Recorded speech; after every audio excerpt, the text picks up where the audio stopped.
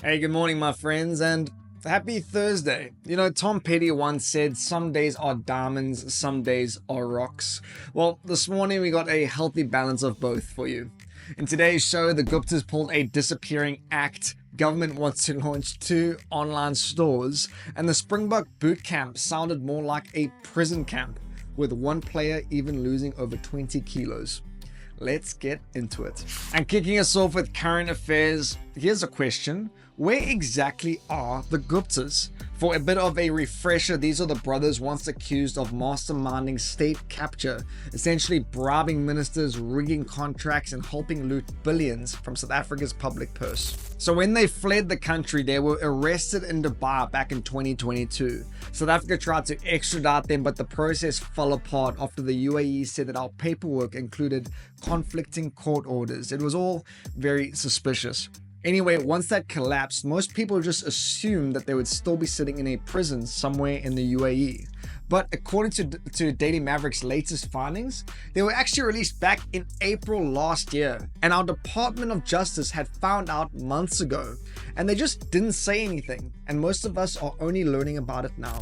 So one of the Gupta brothers was reportedly too ill to appear in court. I'm sure this was the equivalent to faking stomach cramps during a PE lesson. Anyways, the UAE let them go quietly though. There was no press release, no update, no accountability. And now no one knows where they are. Some believe that they are back in India, but officially they've disappeared. The men accused of bribing ministers, rigging contracts, and siphoning literally billions from our democracy just slipped out the back door and barely anyone noticed. It's mind-boggling. And next up, every time you open a bank account, RICA, a SIM card, or sign up for government services, your ID is run through a real-time check with Home Affairs. And it used to cost 15 cents, but from the 1st of July, that jumps to 10 Rand per check. And look, it wasn't very long before Time Bank had something to say about it. They went on to say that this 6,500% increase is a regressive tax that could hurt low-income South Africans, weaken anti-money laundering compliance, and stall digital inclusion. They've even gone on to ask the president and the Reserve Bank governor to intervene. And in what can only be described as a hold my beer moment, Home Affairs Minister Leon Schreiber took a moment to respond.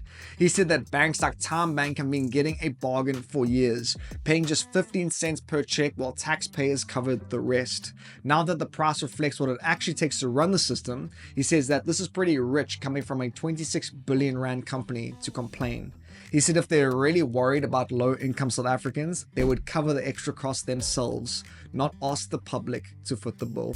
And on to our quickfire mentions. Joburg Mayor Dada Morero is facing a motion of no confidence. But Action SA says that they won't back it. They say that they still blame him for collapsing the coalition, but that this motion is politically dishonest. And in Durban, a team of young health professionals have just been honored for some groundbreaking work on HIV prevention trials. Their research is already shaping future treatments and could be a game changer for South Africa.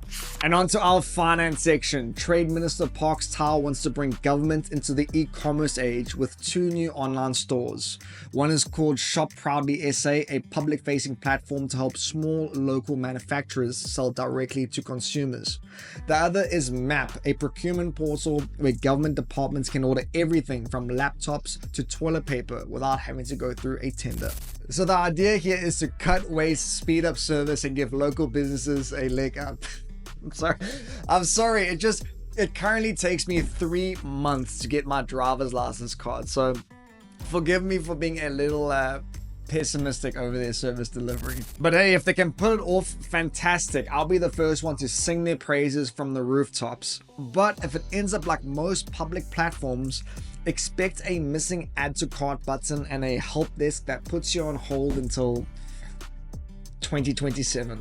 And on to our quickfire mentions. The majority of South African fund managers reckon that the Reserve Bank is expected to cut interest rates in the 3rd quarter, but only if inflation keeps trending lower. They also say that by lowering the inflation target could also help bring bond yields down. And South Africa's oil supply chain has quietly transformed. You see, the US has overtaken Saudi Arabia as our top crude oil supplier, while most of our refined petrol and diesel still comes from India, Oman, and the UAE. Government says that this shift is commercial, not political, supposedly, but it leaves South Africa more exposed to shipping disruptions and global supply shocks, especially with the ongoing conflicts in the Middle East. And onto our sports section. Look, there has been plenty of talk about how brutal this year's Springbok training camp was, and now we know why. Ches and Colby said that players were pushed, and I quote, to dark places, both physically and mentally, during 2 relentless weeks at altitude. And that was just the team camp. Lions prop and upcoming Springbok debutant Asenati was sent alone to scrum coach Don Human's farm, where he dropped nearly 20 kilos in a few weeks through gym work, scrumming, and probably pulling a couple farm plows. He is now down, emphasis down, to 141 kilos and will start at Tartet this weekend against the Barbarians in Cape Town. All in all, Rassie Erasmus says the message is clear. Hit the physical standard or don't bother knocking.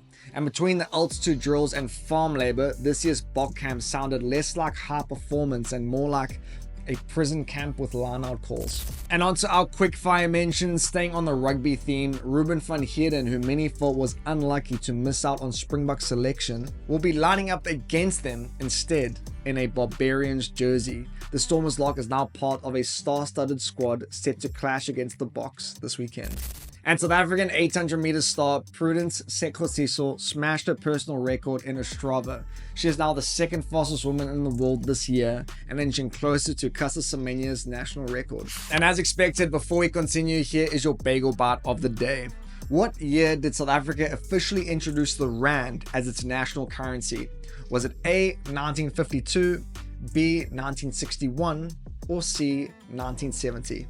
We'll give you the answer at the end of the show. And on to our wildcard section. Remember that marketing stunt last week with all the buildings around the country being lit up with that "What's your power move" statement? Turns out the masterminds behind it were Chery, and it all had to do with the launch of their new hybrid SUV lineup.